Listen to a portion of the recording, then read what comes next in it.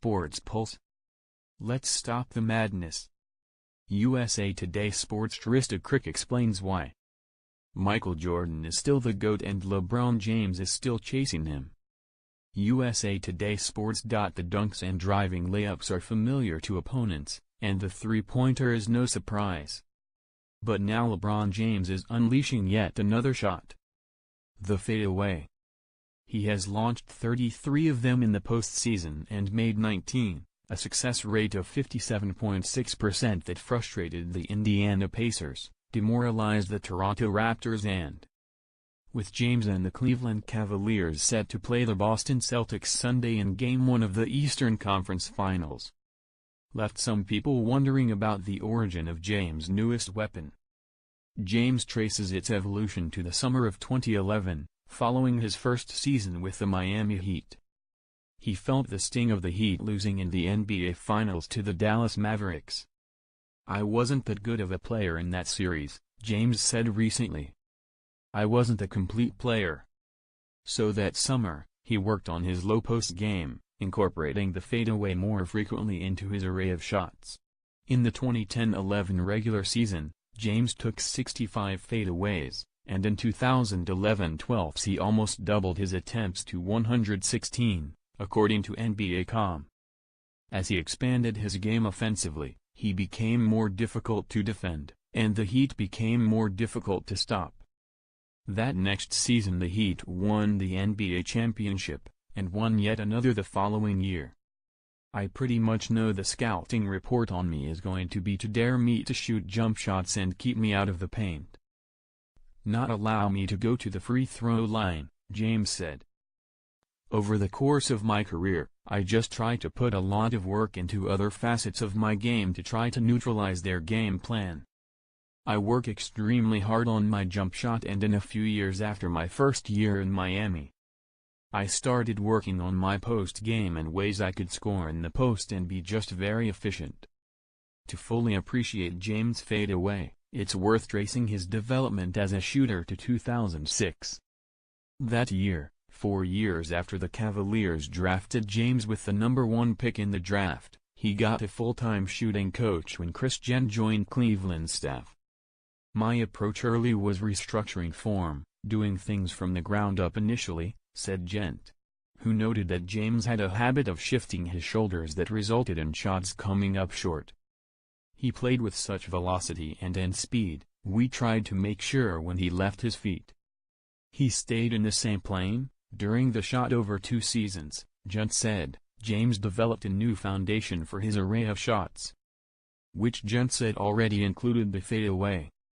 "He's always been very comfortable with that turnaround," said Gent, who worked with James until James left for Miami in 2010 and is now an assistant with the Atlanta Hawks.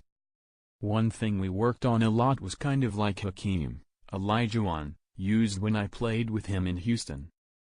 Hakeem would really reach back with his back foot so he'd gain an extra level of separation like the shot LeBron hit against Pascal Siakam. Gent was referring to the over-the-backboard shot in Game 4 of the Toronto series, when James had to clear the outstretched right arm of Siakam, a 6'9" forward.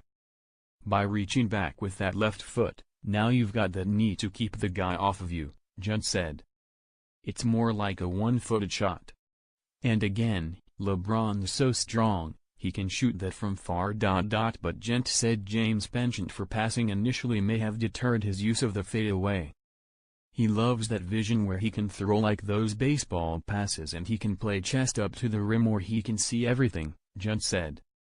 "And I just don't think early he felt as though he had as much vision with his back to the basket.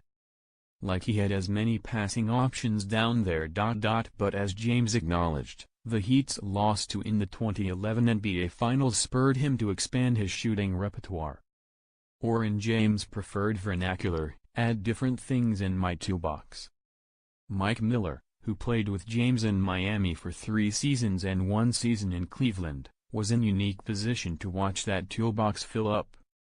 Miller said James, 33, has used the fadeaway not only to diversify his game, but also to conserve energy in a way that will extend his career.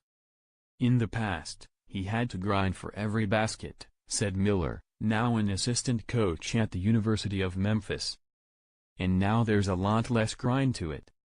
At this age, where he's at, how many seasons and games that he's played, it's big. I think Bron's very strategic in everything he does. He understands his body better than anybody. He trains and works his body better than anybody, and he's going to have to find ways to implement things like this. Bobby Ferry, a longtime NBA executive and scout, said one reason he marvels at the fadeaway is that shooting is merely a piece of James' game. In the playoffs, James is averaging 34.4 points, 9.4 rebounds and 9.0 assists per game. A lot of these great shooters got fadeaways and this and that and everything else, Ferry said. But they're shooting first. Certainly, James can shoot the ball. But he's not only doing that. He's thinking pass at the same time. As the Pacers and Raptors can attest, however, James also will lock in and launch the fadeaway. Against the Toronto Raptors in Game 2, for example, he made 7 or 11 fadeaways, each one seemingly more improbable than the last. Toronto's players shook their heads in disbelief after each bucket, and James realizes those shots have a bigger impact than registers on the scoreboard. Yes, 2 points is 2 points, he said. But when you get to our stage, some 2 points change the momentum of a game.